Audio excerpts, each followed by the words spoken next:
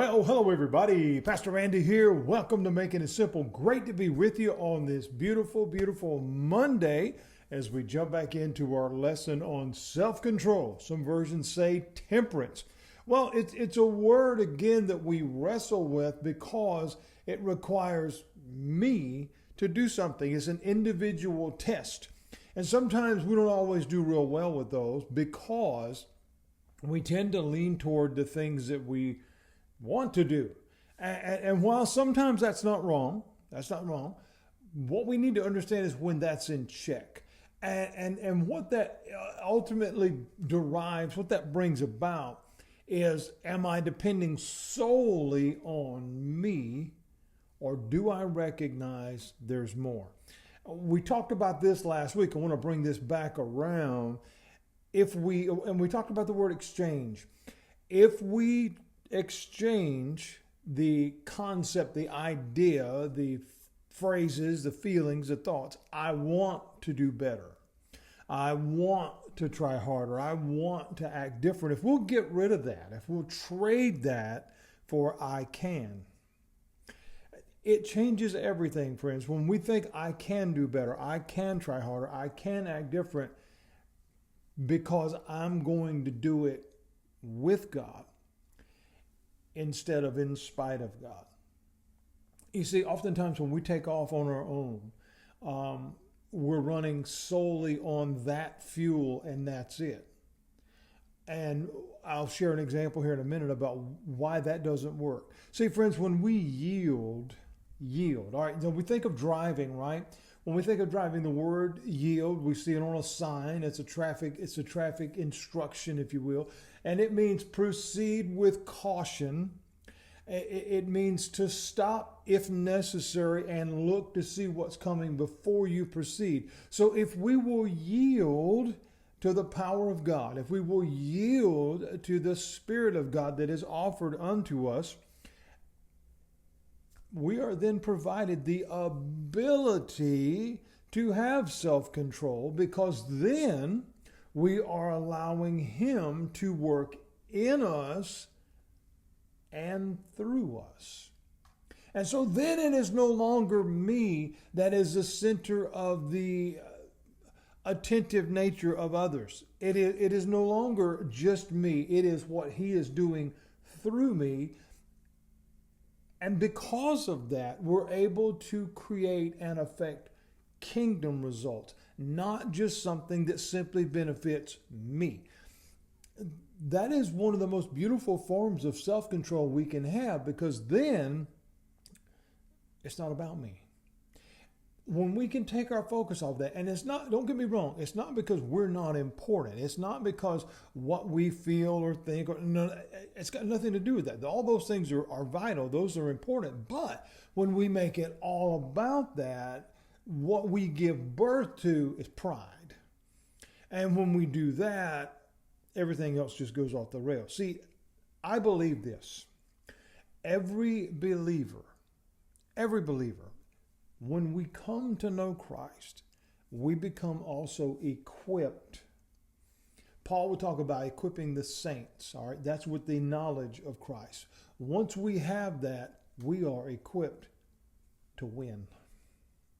Now, you may say, well, Pastor, my life has got a lot of issues. Everybody's does. But winning is not about jumping every hurdle. It is not about crossing every finish line and winning all the trophies and championship belts here.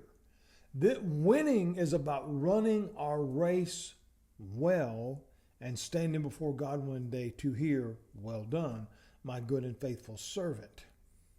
It's not about, I oftentimes challenge my congregation, it's not about success. It's about obedience. Did we do what God asked us to do? When we yield to His power, to His strength, then we're able to do that. If I'm running of my own accord, I can't. I believe that because we're equipped to be winners, it's time to start acting like it.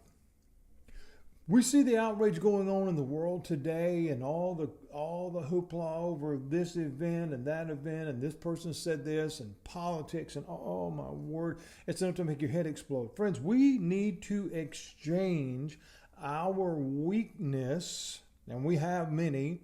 We need to exchange our weakness for God's strength and continually tell ourselves, not convince ourselves, tell ourselves. Convincing yourself sometimes makes you believe something that you actually don't believe. I'm just going to go along with it.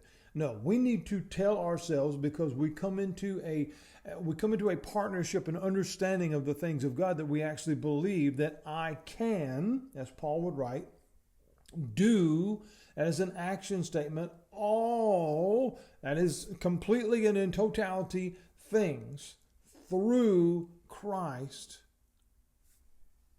who strengthens me. You see, friends, to get stronger, it requires repetition.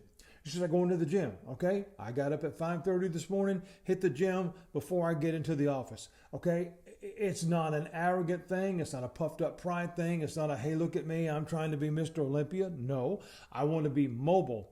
I'm 55 years old. I don't want to walk around, with handicap necessities and in a wheelchair. And I don't demean those who have to do that. I want to take care of this old temple as long as I possibly can. But that requires that I get up and actually do something, right? And so if I can do all things, I have to believe that. But not only do I have to believe that, I have to exercise that. And so repetition builds strength, right? Both physically and spiritually. This requires that I have self-control, that I know and understand where my limitations are. In other words, no matter how many times I go to the gym, I'm only going to get so strong on my own. And I'm not talking about taking performance enhancing stuff. I'm talking about the physical limitations of this body, because you're only going to go so far. There's a cutoff point. Our strength is limited, right? Both physically and emotionally, but also spiritually. I can only do so much on my own. But with him, I can do anything. We're not talking about foolish stuff. We're not talking about diving off of buildings and stuff. We're talking about facing life, facing the challenges, jumping the hurdles, dealing with the crises. Whatever come our way, we're able to handle that because he's there with us, and he promises to be. Oftentimes we look at situations. We wrestle with our past sometimes, and maybe because inklings of it is still present today. Maybe some of it still kind of comes lurking around, knocking on the door. And maybe we wrestle with the idea that we have failed at some points and times in life. We all do. Maybe we struggle with still some issues today. If you're honest, you still do. We all do, whether it's a thought life issue or some type of addictive thing. Maybe we struggle with decisions that we have or haven't made and the results that it produced. But again, this is the problem with I. Okay. And again, when I say the problem with I am talking about that I am the fuel. I am the resource by which all things are running. That is limited, friends. We cannot expect to, okay, I live here on the East Coast. I could not expect rightfully and logically to put fuel in my car right now and drive to California, but never have to stop for more. Okay, that's not real.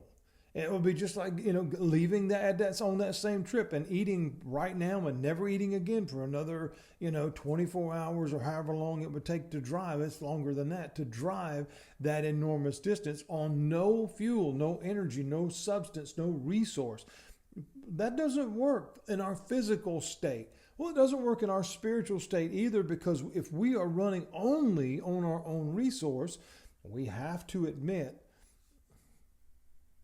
and this becomes part of understanding the humbleness that is brought to us when we come to know the Lord. We have to admit that resource is limited. Coming to understand him and what he brings to us allows us to see that in a very, very clear way. That is part of what self-control is. It's not all about me. I need help. And he will give it to us. We can do all things through him as we allow him to strengthen us. We'll be back tomorrow with another part of Picking the Vine, Making it Simple, right here. God bless you, friends. I'll see you then.